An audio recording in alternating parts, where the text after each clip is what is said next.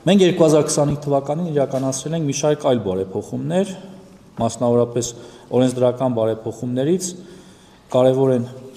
նրանք, որ օրինակ 2023-ի համեմատ 25 թվականին մենք ունեցել ենք զորակոչի 19% աճ։ Սա մեր փոփոխությունների ոչ միայն օրենսդրական, այլև կառավարության որոշումների, մասնավորապես 404-405 որոշումների փոփոխության արդյունքներն են, եւ սա համարում եմ էական հաջողություն։ Մենք հետևողական ուշադրություն ենք դարձրել նաև բանակի պրոֆեսիոնալ հատվածին,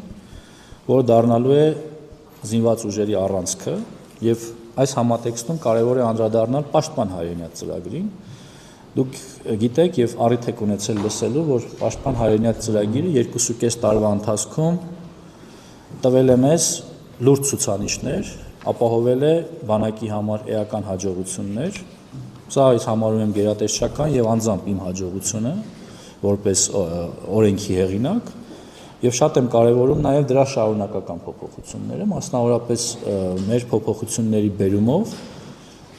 25 թվականին նախաձեռնած, բայց արդեն 26 թվականին դրանք կդառնան օրենսդրական որոշումներ, ազգային ժողովը կքննարկի, այն է Պաշտպան հայրենիաց ծրագիրը, որը 5 տարով էր նախկինում եւ 5 տարի ծառայելուց հետո շահառուները կարող էին ստանալ 5 միլիոն դրամ պատվովճար։ Մենք հիմա պայմանագիրը ավելացնում ենք եւս 2 եւ եւս 5 տարով, որի արդյունքում շահառուները կարող են ստանալ 1.5 միլիոն 2 տարվա համար, այն է, այսինքն հանրագումարը 7 եւ 5 տարի ծառայելու պարագայում եւս 5 միլիոն դրամ պատվովճար, այն է 10 տարվա հանրագումարով կստանան 10 միլիոն դրամ պատվովճար։ Սա նպատակ ունի ապահովել ծրագրի շարունակականությունը եւ հիմքը Պաշտպան հայրենիաց ծրագրի ամրացնել, այսպիսով ունենալ մշտական, պրոֆեսիոնալ բանակի կայուն շարունակականություն, որը կբխի ժամկետային զինծառայությունից, պարտադիր զինծառայությունից եւ կվերափոխվի պրոֆեսիոնալ պայմանագրային ծառայության։ Ես ուզում եմ նաև նշել, որ 2-2.5 տարիների ընթացքում շահառուների թիվը Պաշտպան հայրենիաց ծրագրի այս պահին կազմում է 4234 զինծառայող, որը շարունակաբար աճում է, շարունակաբար աճը արդեն իսկ դիմումների մասին է։ Մենք այս պահին ունենք 906 դիմում, այսինքն միայն ամառային զորակոչից, որը դեռ սկիզբն է, եւ ես լիահույս եմ, որ մինչև պայմանագրերի կնքման ավարտը այն կավելանա եւս 200 հոգով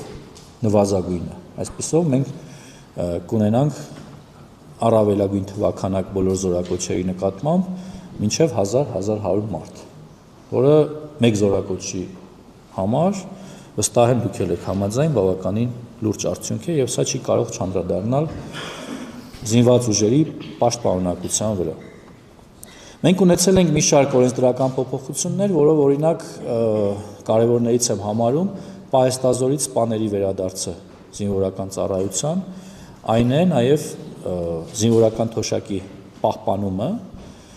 մինչև փոխգնդապետ կոչում ունեցողները, այսինքն մինչև գնդապետ, այն է փոխգնդապետ կոչում ունեցողները կարող են վերադառնալ պաշտպանության նախարարի հրամանով ցանկում ընդգրկված զորամասեր եւ շարունակել իրենց ծառայությունը, ստանալով եւ աշխատավարձը եւ պահպանելով զինվորական թոշակը։ Եվ պիտի նշեմ, այստեղ թվեր չեմ կարող հրապարակել պարզ պատճառներով, այնուամենայնիվ պիտի նշեմ, որ ծրագիրը բավականին դրական տենդենսով շարժվում է առաջ, ինչի համար ես շնորհակալ եմ պահեստազորի մեր սպաներին։ Մեծ կարևորություն եմ տալիս 25-օրյա հավաքներին։ Այս տարիների նշանակալի ձեռքբերումներից եմ սա համարում, մասնավորապես սա ապահովելու է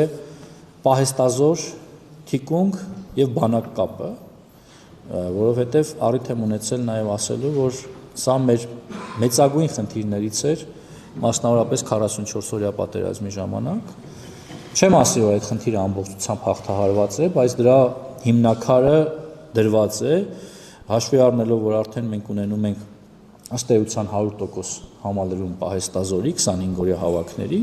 սա նշանակում է, որ մեր օրենսդրական փոփոխությունները, մեր պատկան մարմինների հետևողականությունը տարածքային կառավարման մարմիններ, կառավարություն եւ տեղական ինքնակառավարման մարմիններ համագործակցությունը, ինչպես նաեւ այս վերջերս մենք արդեն հնարավորություն ենք ընձեռնել նաեւ սրան մասնակից դառնալ ռազմական ոստիկանությանը եւ կարծում եմ սա նույնպես տալիս է իր դրական պտուղները։ Հավանիչ տեսանյութը եւ բաժանորդագրվիչ նորությունները բաց չթողնելու համար